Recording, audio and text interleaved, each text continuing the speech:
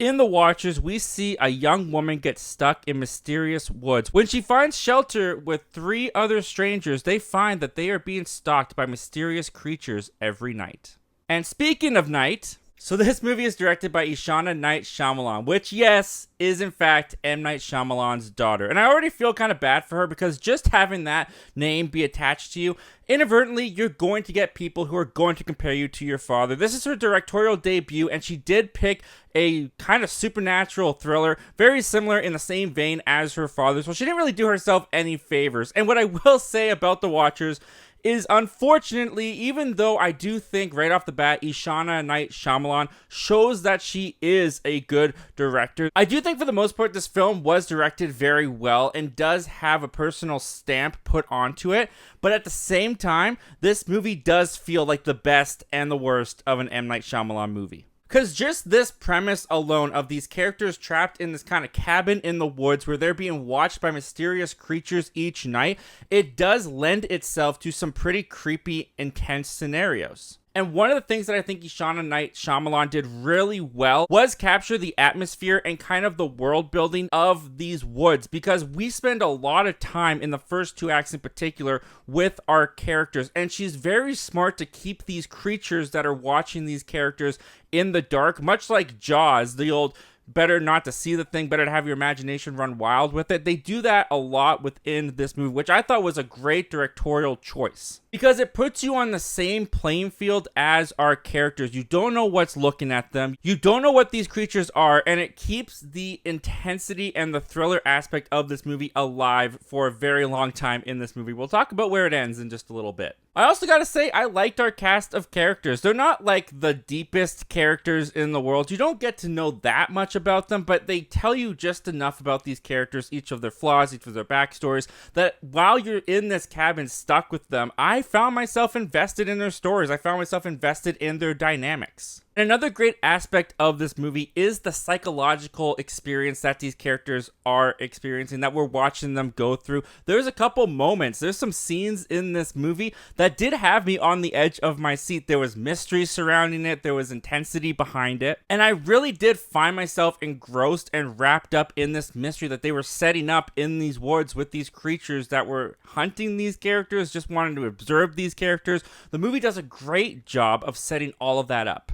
But then the movie rolls into its third act. In the third act of this movie is where I think the worst of Shyamalan kind of comes into play, and they make a decision. Ishana makes a decision, and I don't want to necessarily say this is fully her decision because she did adapt this for the screen, but this is based off a novel, so maybe the stuff in the third act is all in the novel. But when you're adapting for the screen, you got to pick and choose. You've got to change things. The execution on screen is different in written form, and when this movie rolls into its third act, it starts to not even go deeper into the lore of these creatures. It starts to just kind of hit you over the head, explaining exactly what these creatures are, where they came from, what they do.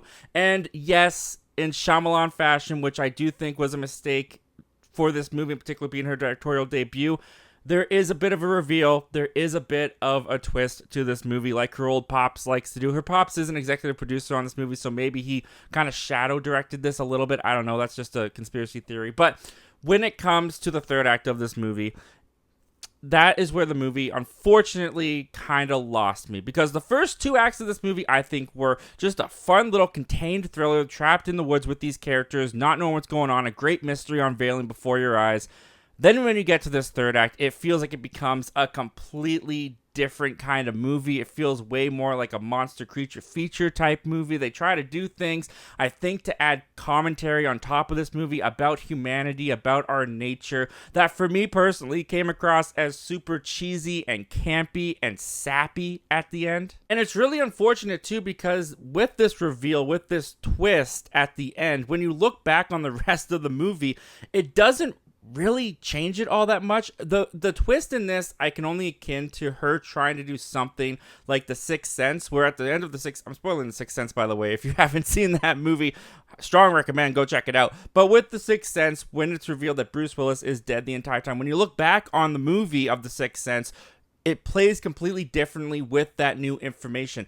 With the reveal in this movie, looking back on the movie, it doesn't really change it all that much for me, and it just kind of makes it feel a little bit unnecessary and a tacked on kind of ending. If they had left it just ambiguous, if they had just let these kind of mystery creatures play in our imaginations as a mystery, as us filling in the gaps, I do think I would have left with a stronger feeling for this movie, because I was really into the first 2 acts. I really dug the first 2 acts. I thought it was directed really well. I thought it had some creepy, eerie, intense thriller moments that I really liked. And walking out of the theater, I was really holding on to those first 2 acts. I think they're very solid. But the movie just kind of fell apart. It kind of fell on its face at the finish line. So this is kind of a really tricky one for me to suggest, because if I was going to show this to a friend, what I would want to do at a certain point, there's a point in the movie, maybe an hour and 20 minutes into the movie, where I would want to turn it off and be like, you know what, the rest of it didn't happen, that is how it ends. But unfortunately, the rest of it does happen, and it just didn't work for me. So for that reason, I think there's a real great potential in here. I think Ishana Shyamalan is going to be a director. I'm very curious to see the rest of her work, where she's going to go in the future. But as far as this directorial debut goes, I gotta give it a weak not recommend, because while the first 2 acts I thought were very engaging, they just kind of fell apart at the end. And I'm not saying that's going to happen for you necessarily, but for me it did, and it was a bummer. What did you guys think of The Watchers, M. Night Shyamalan's daughter's debut directorial feature? Did you like it? Did you not like it? Comment down below. Let me know all your thoughts and opinions about that, guys. As always, thank you so much for hearing me out, and I hope to talk to you guys again real soon.